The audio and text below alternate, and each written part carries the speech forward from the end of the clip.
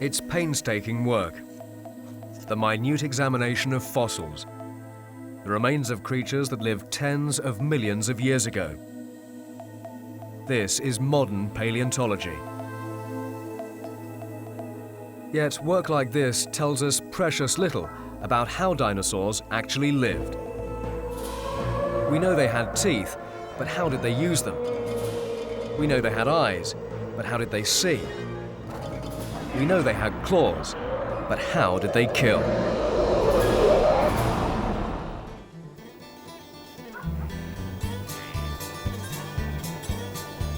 The two men in this pickup aim to find out. They are possibly the most unlikely team in modern dinosaur science. Jim Farlow is a professor at Indiana-Purdue University. He's one of America's most highly respected paleontologists. But his partner is a different species altogether. Dave Thomas is a professional sculptor, and he specialises in crafting scientifically accurate, life-size reproductions of just one kind of animal: dinosaurs.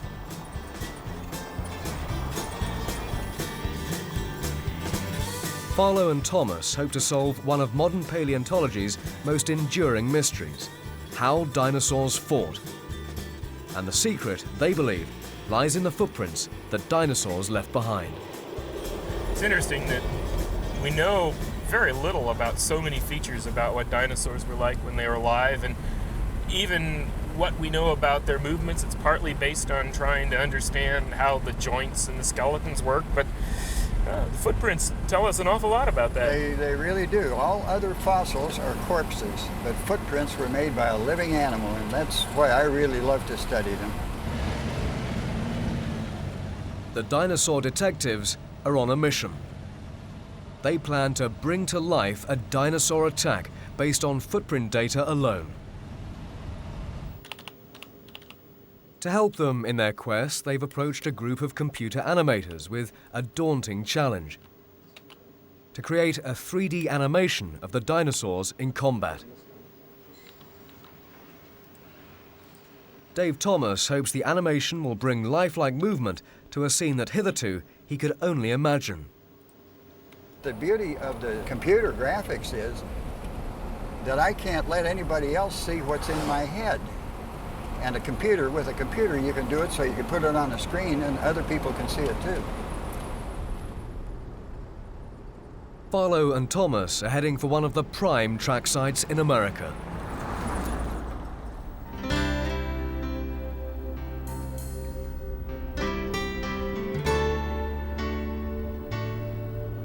The state park at Glen Rose, Texas, is a well-known beauty spot. Tourists come here from all over America. But the winding river valley and rolling hills of Glen Rose hold a deep secret, which until relatively recently had lain hidden for over 100 million years. It's a dinosaur. Back then, in what geologists call the early Cretaceous period, Glen Rose was a very different place. And tourists, if they'd existed, would have had to run for their lives. Look, that eye, it just moved!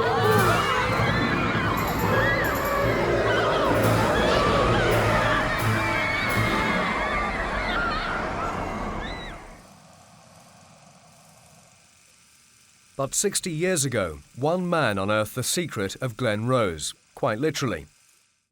Dinosaur hunter Roland T Bird, known to family and colleagues alike as RT, spent most of the 1930s roaming around the southern United States.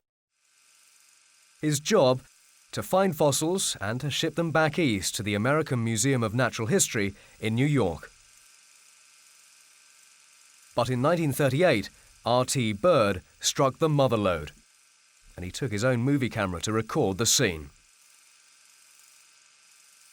Here at Glen Rose, stamped into the bed of the Paluxy River, were hundreds of fossilised tracks made by giant four-footed plant-eaters known as sauropods.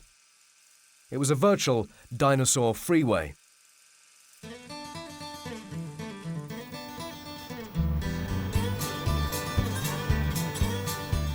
The story quickly became front-page news. The little town of Glen Rose changed overnight, as a long-time resident remembers. Jeannie Mack. Everybody went out there to see what was going on. You know, it was curious. It was a big thing to dig up those dinosaur tracks. I thought the river had washed them out, made tracks. Well, all through here, they were trails, and I don't know whether they're still there or not, for I haven't been down there. But there used to be long trails all through the riverbed, and you always wondered what they were. And I remember seeing the dinosaur tracks, but I never give it a thought about an animal making them. I just thought the river washed them. Jeannie Mack now runs the town museum, where she still cherishes memories of the time a little girl met the dinosaur hunter from New York, Roland T Bird. I spoke to him, offered him cookies that we'd made. I had made cookies shaped like dinosaur tracks. You know, took a tin and bent it all in, then cut them out when you made the dough. I made big plates full of them. Bird himself was profoundly moved by the discovery, as his letters from the time reveal. His relatives still read them today with a certain sense of awe. Suddenly, filled with a wild thrill that I hardly dared to accept, I got up and looked around. A full 12 feet away was another pothole. It, too, was a gigantic footprint. There come rare moments in the lives of all of us when we see things we do not actually believe. I began to think in terms of what I knew it must be. Could only be, in fact, a giant sauropod. According to RT's nephew, Robert, the dinosaur trackway turned out to be the peak of Bird's career. His response was almost immediate excitement, because he recognized that the Brontosaurus, or the Brontosaurus type track, had not been found to date. He was specifically looking for odd tracks, not the run-of-the-mill, and from that moment he developed ideas, he excavated more, he was trying to get more interest in it, he wrote articles about it eventually. His reactions were that it was exciting, and he lived on excitement, I think. Bird shipped the bulk of the trackway here to the American Museum of Natural History in New York, where it's still on display. His connection with Glen Rose might have ended there, but one day he took another look at the footprints, and what he found astonished him. Off to one side was a smaller set of prints in a convergent relationship to the main trackway. Another dinosaur, a predator, was stalking the main herd, and from the course the footprints took, Bird reasoned, the loner had singled out a target. Until Bird's discovery, paleontologists believed dinosaurs fought each other face to face, slugging it out like heavyweight boxers. But Bird's scenario was different. His dinosaurs looked more like modern predators, hunting big game on the plains of Africa.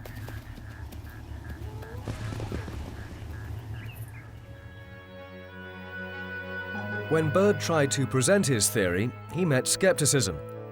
Fellow scientists said the two sets of tracks were made at different times, that dinosaurs didn't move in the way Bird's theory suggested. Nevertheless, even late in life, as his health began to fail, Bird never gave up on the idea.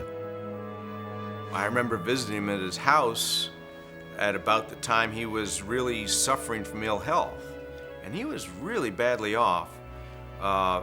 When he had a visit with an old friend of his from Arizona, days of excavating in Arizona, she helped him back to health, to a fair degree of health, through change in diet. And once he had that extra energy, what did he do? But he started reconstructing this trackway around his house through molds and casts that he had stored or had available somehow. And it showed that he was continuing his interest in paleontology, in these tracks in particular. R.T. Bird died in 1978. His dinosaur attack theory remains unproven.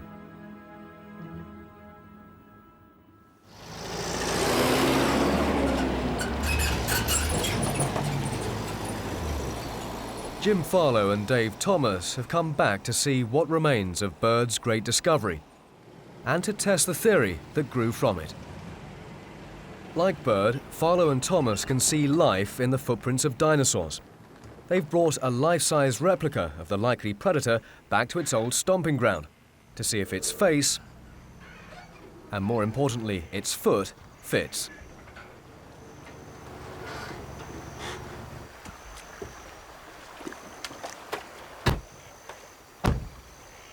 But how did the trackway come to be made in the first place? And what were the animals that made them really like?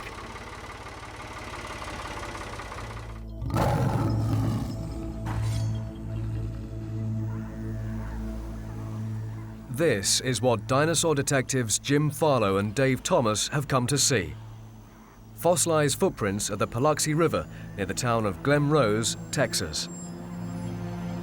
The trackway itself has long gone, shipped off to museums by dinosaur hunter R.T. Bird. But dozens of individual prints still remain. This your first time here at the park? Yeah, I've studied it for years, but just in pictures and maps and things. Well, you can see there are a lot of really pretty theropod prints. Gorgeous. Like, look at that one. For Farlow and Thomas, these holes in the ground reveal much about the animals that made them. Right. Here's a nice left in the same animal. He's walking kind of pigeon-toed. Mm-hmm. This is a particularly nice footprint. It's got a nice three-toed shape. And you can get some idea of how soft and gooey the mud was when the beast went through, because you can see in several places when the toes were picked up, the mud kind of collapsed, roofing over the toe mark a little bit, making these kind of little toe tunnels like you see there. And the toe will sometimes extend quite a distance ahead. From looking at three-toed footprints like this, you can tell quite a bit about the animals that made the prints. You can get some idea of how they carried their weight as they were walking on their feet. You can get some idea of their gait from looking at the sequence of footprints one after another. For example, in bipedal dinosaurs, they moved in a manner so that they put one foot right in front of the other. They were a very narrow, efficient, striding kind of gait. And you can make some inferences about how fast they might have been going from the size of the footprint and the spacing between the footprints. Because when you think about it, if the animal is just walking slowly, no particular hurry, it's going to put the feet fairly close together. Whereas if it's running, it's apt to put the feet farther apart. Footprints like this look an awful lot like footprints of big birds. And in fact, the first Anglo settlers in this area who found these things thought these were turkey tracks. But you can tell from the size, this would have been poultry on a scale that Colonel Sanders would have found ravishing to contemplate. Oh, that is a really nice print. Mm-hmm. What I really like about this one, it's a left print and shows some really Farlow and Thomas began sharing their knowledge of dinosaur tracks with the computer animators. But such knowledge meant little until the animators first solved a fundamental problem: how dinosaurs moved. What we needed to do in order to get some idea of the way the prehistoric animals may have moved, is to look at animals that are similar, that are around every day that we can see. Look at videotapes of, say, elephants or giraffes or crocodiles. And by looking at them and comparing skeletons, we can come up with similar sort of approaches to the way they must have moved. Dan Seeley sent fellow animator Jason Giles to visit a nearby ostrich farm. Here, Giles found striking parallels in the movements of the big birds and the theropod tracks found at Glen Rose. Carnivorous dinosaurs, it seems, walked like ostriches. But the predator involved in the Glen Rose attack was no ostrich. Indeed, the beast was so monstrous, it was literally out of this world.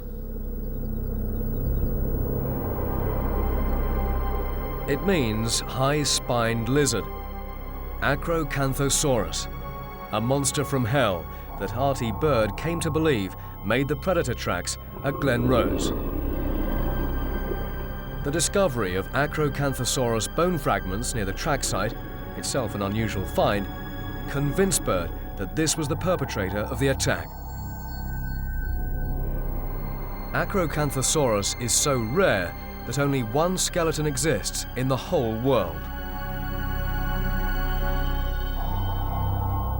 It's been in deep storage for years, until staff at the Museum of Natural Sciences in Raleigh, North Carolina, assembled it specially for this program.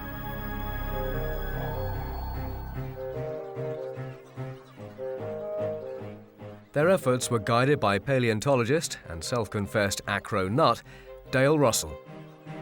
Acrocanthosaurus was aptly called the terror of the South. Here we see it, the whole skeleton put together again, and have an image of the dinosaur as a whole organism. This was a serious carnivorous dinosaur, and it was not small. The animal was on the order of 38 feet long, 11.5 feet high, the head was 4.5 feet long, and it was at least the second largest meat-eating dinosaur that we know of that inhabited North America.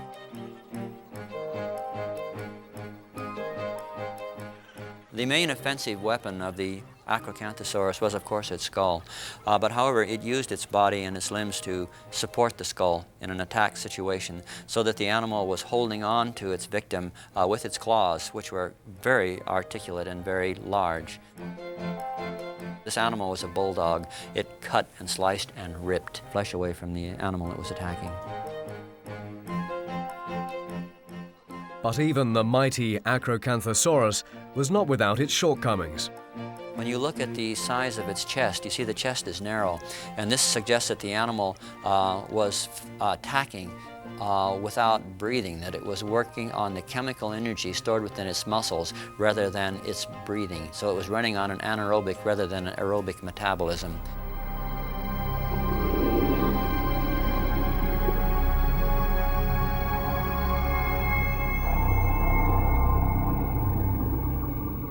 Back in the graphics lab, the animators fed all these parameters into the computer.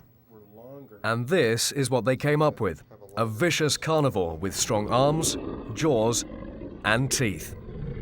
But it can't run and breathe at the same time. It's built for enormous energy expenditure in short bursts. And that means no long battles, but closing slowly on its prey and then savagely striking. Marathon battles are out.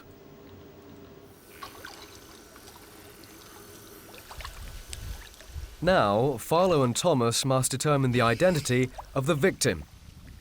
The answer lies all around in the large potholes which dot the bed of the Paluxy River. The dinosaur detectives plunge back into the investigation. The potholes are fossilised footprints made by something very, very large.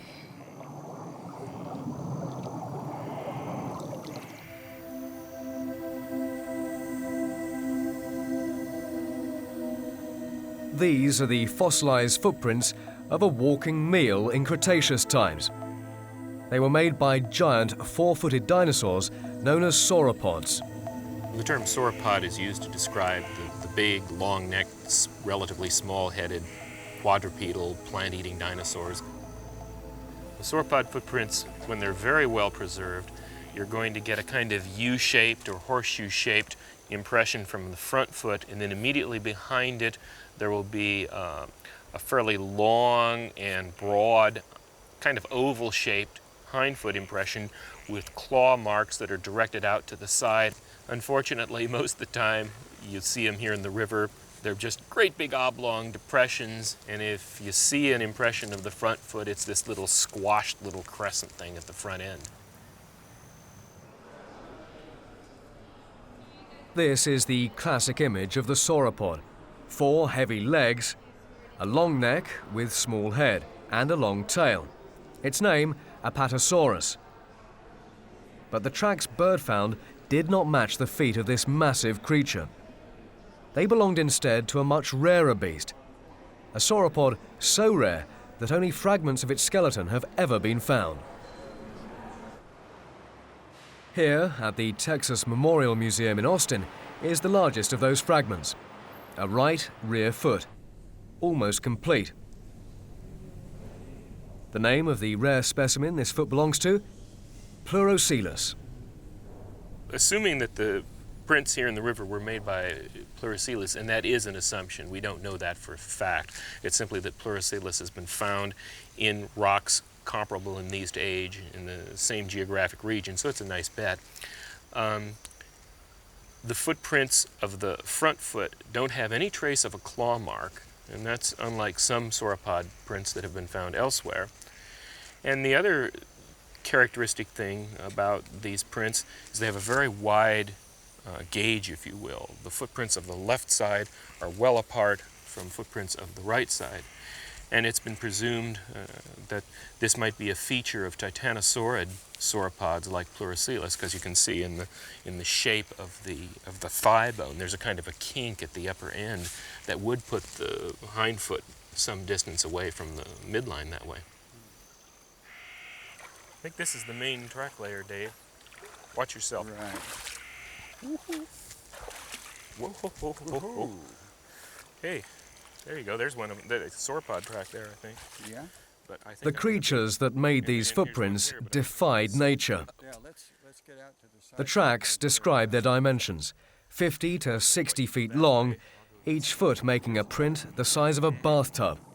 You notice how wide they are, the wide distance. The depth of the prints in the stone reveals a massive weight, perhaps as much as 29 tons, almost 70,000 pounds. Made by a titanosaurid like Pleurocoelus. Yet Pleurocoelus didn't use water to support that weight. It lived in the shallows and on dry land. Cleaned it already. And crucially for birds' attack scenario, sauropods like Pleurocoelus walked not like lizards, but like mammals. I think he's going this way.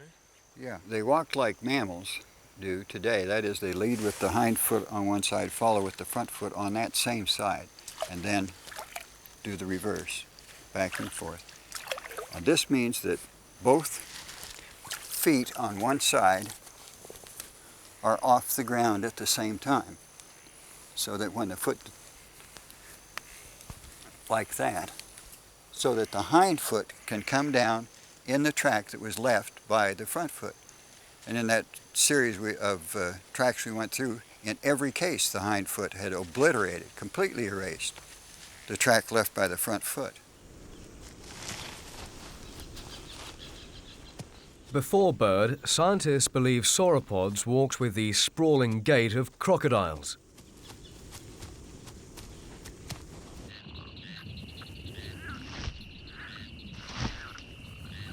The trackway at Glen Rose established that sauropods walked like elephants, with their feet planted directly beneath the body, supporting their weight. But look at the stiff-legged gait that results. Other modern quadrupeds bend their spines as they run. The flexibility generates speed. Elephants can't do this. Nor could Pleurocoelus. Its way of walking meant a top speed of just 4 miles per hour. If Pleurocoelus could have moved faster, it might have got away. So what was it that brought Pleurocoelus and Acrocanthosaurus to their fateful encounter at Glen Rose? And how did their footprints come to survive intact for over 100 million years? To find out, we must leave Farlow and Thomas in Glen Rose and go on a trip back through time.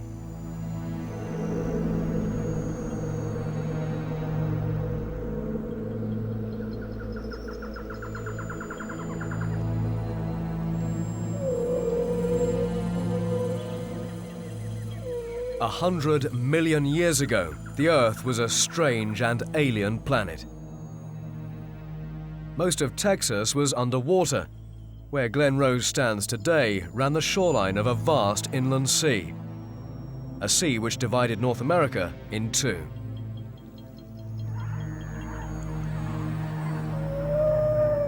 This is how the area around the dinosaur trackway at Glen Rose might have looked 100 million years ago.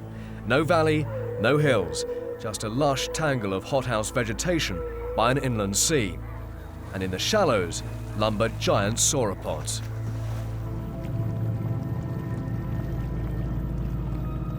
In some forgotten corners of America, you can still see some of the features of a dinosaur landscape.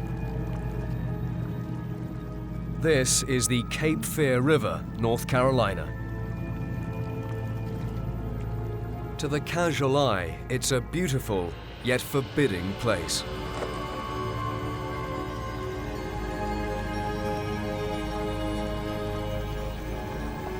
But to paleontologist Dale Russell, it's a living reminder of what prehistoric America must have been like.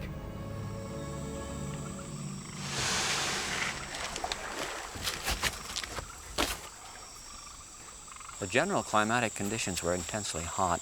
The trees themselves, the foliage was very thick, rough. The plants were often low to the ground.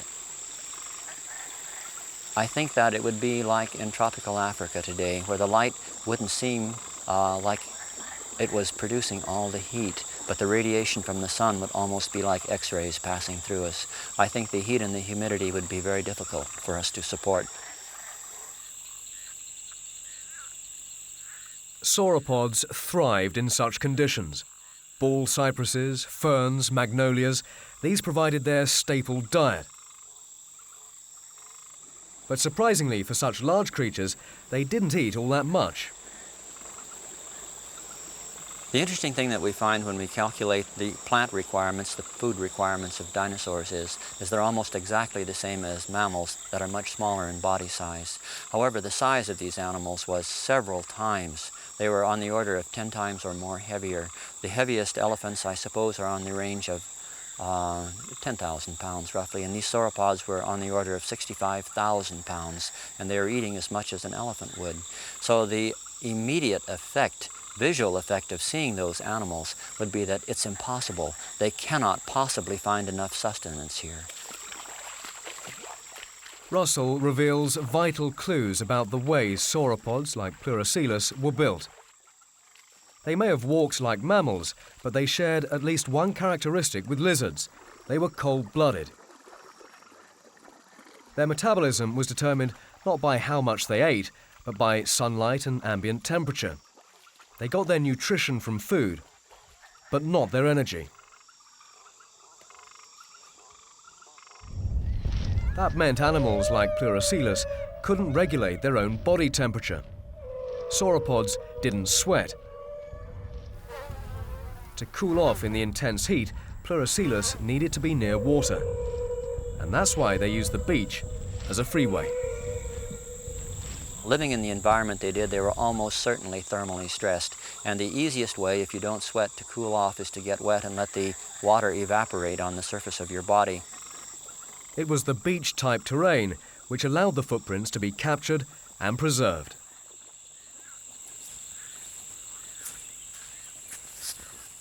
Well, you can see that this is very soft sediment, and it holds the form of an impression very well. When the sauropod stepped into this substrate, it left a very clear image of both its track and its foot shape. And what happened in this substrate, this sediment, which was permeated with calcium carbonate, it was slightly raised above sea level, and then it set like concrete. And then it slightly fell below sea level, but by that time it had effectively turned to stone. And for 110 million years, that footprint held its shape until it was discovered just a few decades ago. Over millions of years, both the footprint and the lighter sediment overlaying it would have turned to stone. It was the top layer of fossilised sediment which the Paluxy River eroded, revealing the footprints intact. And it's the footprints that hold the key to the mystery.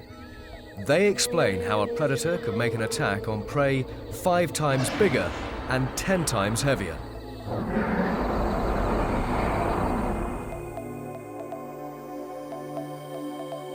This is where dinosaur sculptor Dave Thomas works. It's where he's created some of the most accurate and fearsome replicas of dinosaurs ever made. But today, his partner Jim Farlow has brought a special artifact for Thomas to see. A copy of the original chart that dinosaur hunter R.T. Bird made of the Glen Rose trackway. There's a lot of it. The chart is 26 feet long. It's this sequence of prints that describes the chase sequence as birds saw it. And there are a number of interesting things that you can see in this chart. One of the things I did... Bird's theory was controversial because he saw an interaction in the footprints of the predator dinosaur and its giant prey. Fellow scientists argue that the two sets of tracks were made at different times. But controversial or not, Jim Farlow believes Bird had it right. First of all, in addition to both trackways making a gradual bend to the left and a first-order change of direction, if you will, superimposed on that, you have some second-order slight changes in direction, wiggles along the main path, and both trackways make those at about the same point. And it's hard for me to visualize why the two trails would be doing that if the animals were not making them about the same time. If you kind of visualize the animals standing in their prints, how big the animal would be relative to the way the footprints are drawn there, it looks like, to my eye at least, as though the carnivore is as close to the sauropod as it can possibly be without physically colliding with it. And it maintains that distance. For Dave Thomas, the message in the tracks looks very familiar. It seems to me that this indicates, or is consistent with, does not indicate, but is consistent with a strategy that modern predators use, which is to keep the prey bleeding and keep it moving, and sooner or later it'll go down, especially on big prey. The hunting methods of modern-day big cats do seem to echo those of the predator dinosaur Acrocanthosaurus. Look at the harmony of movement between hunter and hunted, jinking left and right in perfect unison. Look at the close proximity between predator and prey. Movements similar to these show up in the fossilised footprints at Glen Rose, but a lot bigger and a lot slower. To back up this point, Thomas takes Farlow to the site in Albuquerque of his earlier sculptures, the New Mexico Museum of Natural History.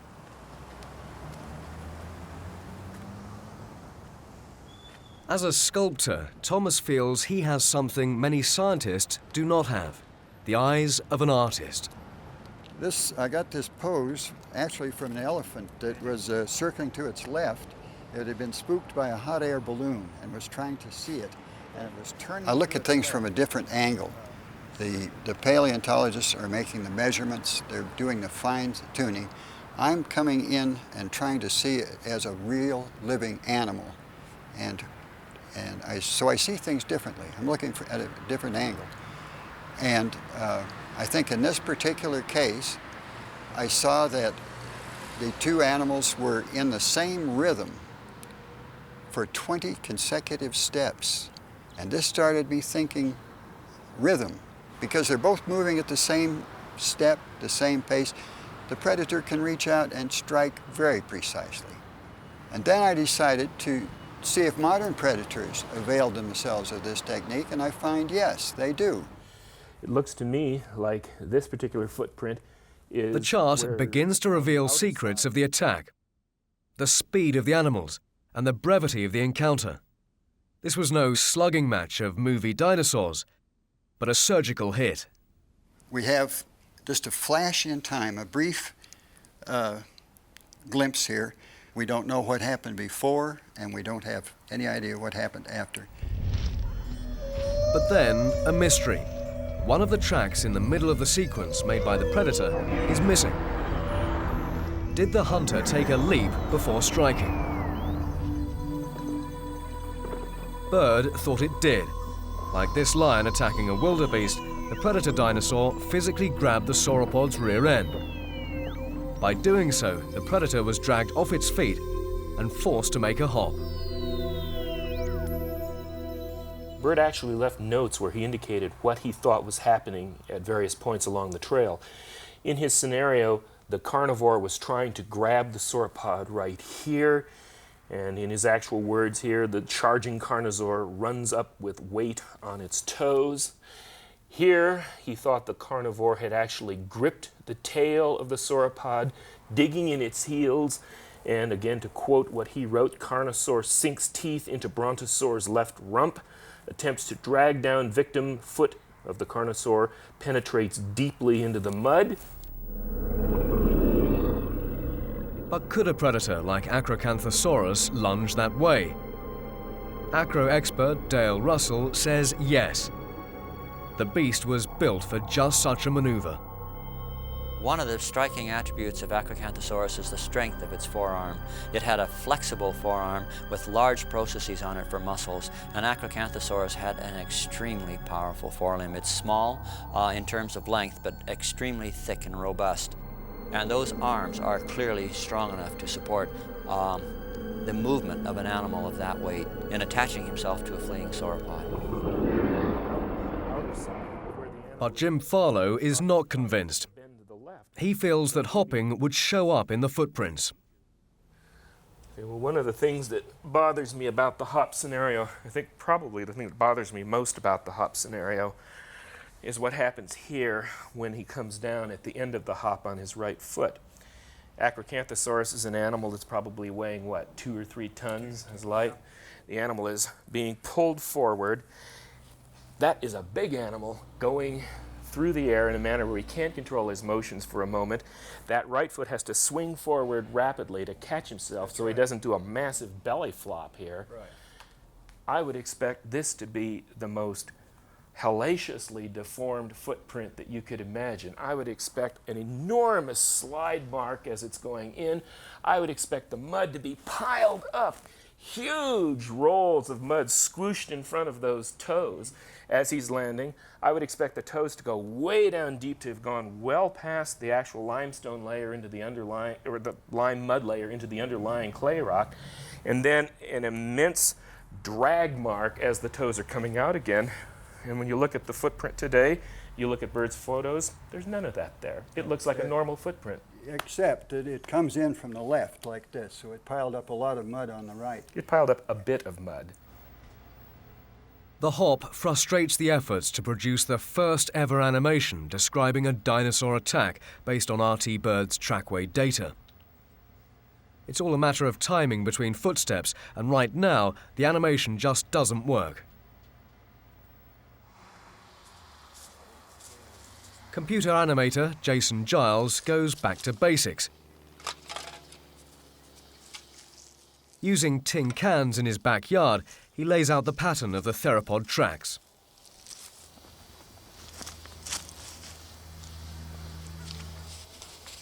He then walks himself through the sequence of steps over and over again. His aim? To fix in his own mind what the left leg of Acrocanthosaurus was actually doing in the few seconds it was in the air.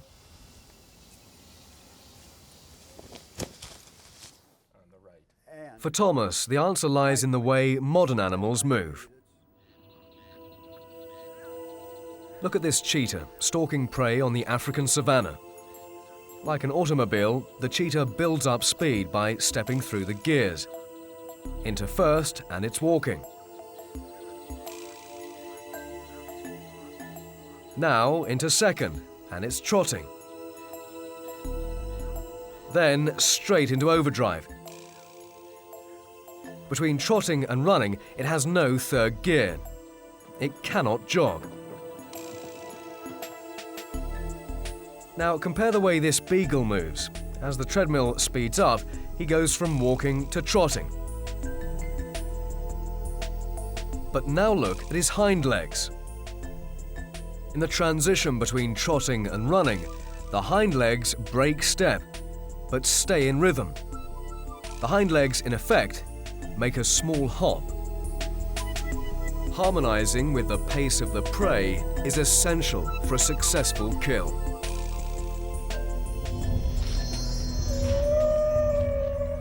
Maybe Acrocanthosaurus wasn't dragged into making a hop, as Bird believed, but hopped first to get a better strike.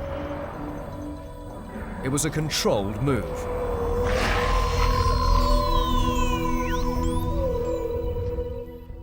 One of the sauropod's footprints a few paces on supports this idea. A conspicuous toe drag indicates a sharp left turn.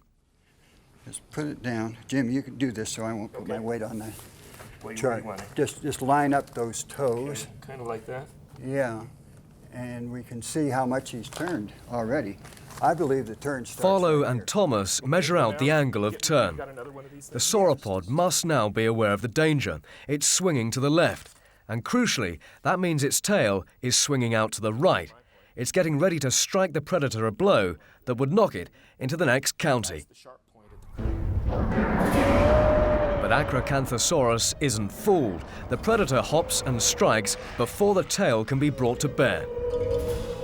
He strikes here. This is the first, the Carnosaur waits until this foot is fully planted and his leftward motion is gone.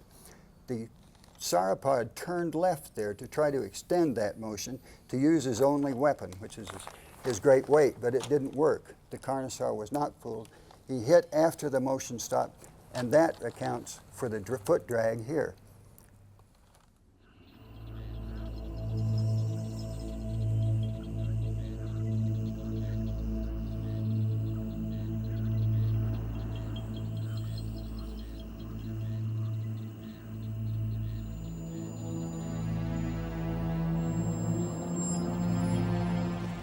This kind of precision hunting requires special equipment.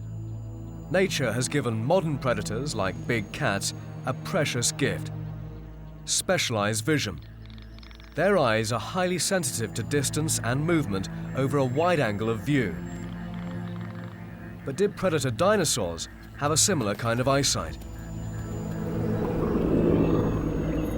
Conventional paleontology can't answer that question. There are no remains of dinosaur eyes. Their brains and central nervous systems have forever perished. But this man is anything but conventional. At Oregon University, Professor Kent Stevens believes there is a way we can learn about dinosaur vision by examining their skulls. This is a cast of Allosaurus. It's a similar sort of a theropod to Acrocanthosaurus. Very light in construction. These are the nostrils here, and this hole here is actually where the eye would be. And you can see it's a narrow design. Let me show you a life reconstruction here that shows the eyes in place. And we have good reason to believe that the eyes had their finest detail vision, not pointing ahead, but off to the side. And it's reminiscent of, say, a robin that's, when it's interested in something in the ground, it cocks its head over to the side in order to look with its detail vision at what it's interested in. So I think that Acrocanthosaurus probably shared that characteristic. When you take the vision from the left eye and from the right eye, it covered the horizon. But ahead of it, it had a very narrow area where it saw with both left and right eyes simultaneously, binocular vision. That's important to know because in binocular vision, one of the main reasons for that is to be able to get depth perception, to get the range to your target. Big cats have a wide field of binocular vision, up to 130 degrees. That means they can judge the movement, distance, and speed of animals all around them to a high degree of accuracy. They live in a 3D world. But Acrocanthosaurus had a very narrow field of binocular vision, around 25 degrees. Today, birds of prey like these vultures have the most advanced sight in the animal world.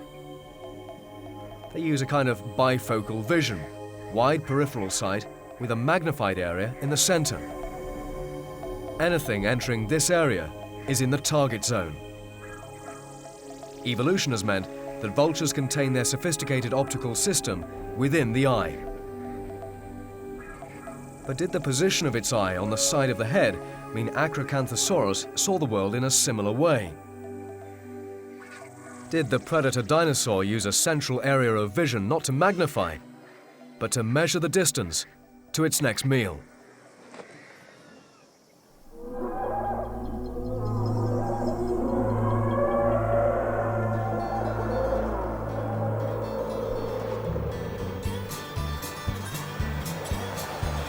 It seems an unlikely place for making dinosaur history.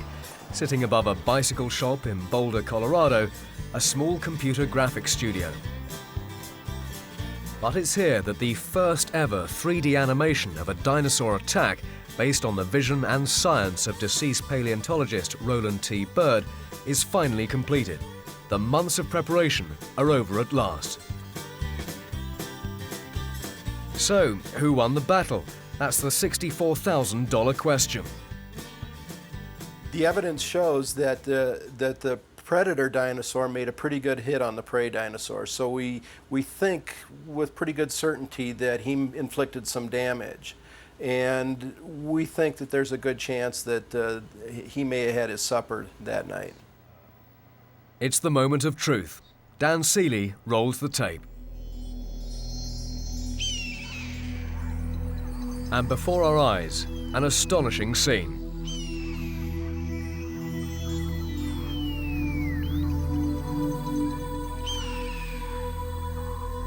The attack comes in 4 phases. First, the theropod, Acrocanthosaurus, stalks its victim, Pleurocoelus, from behind.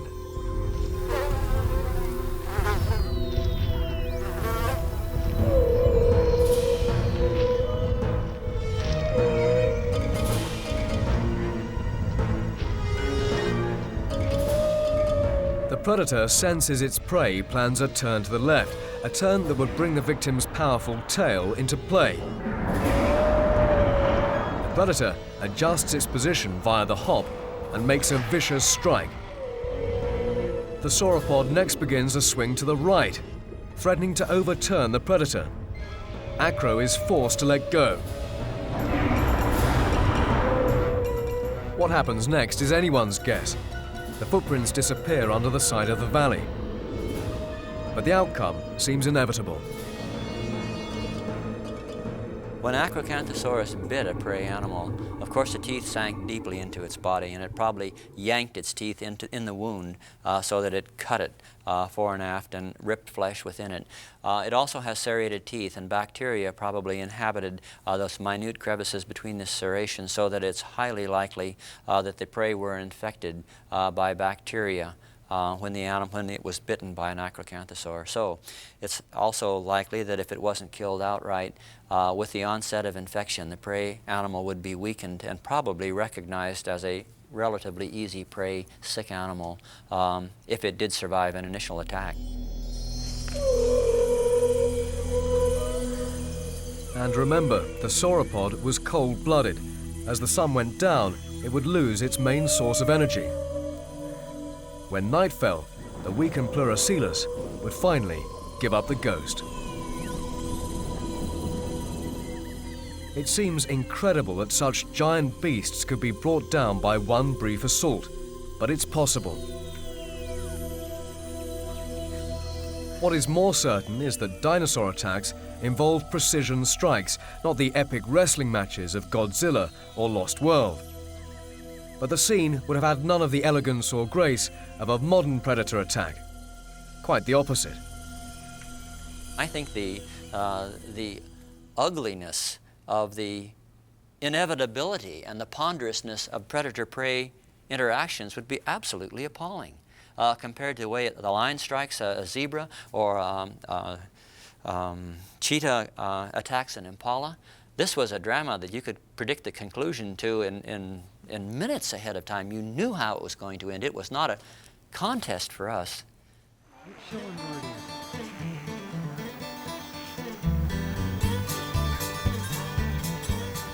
How much it weighs. Yeah, I know. Yeah, it's gotta weigh a lot.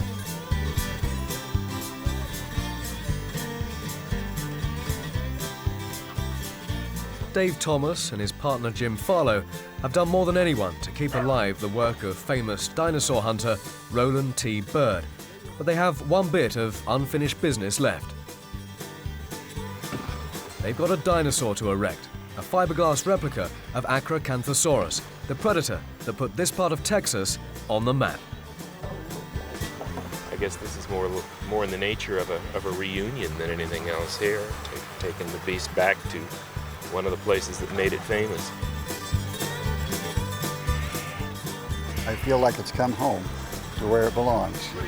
But still, this is the spot that it came from, and I'm glad to get it back. What happened here at Glen Rose was an everyday occurrence 100 million years ago.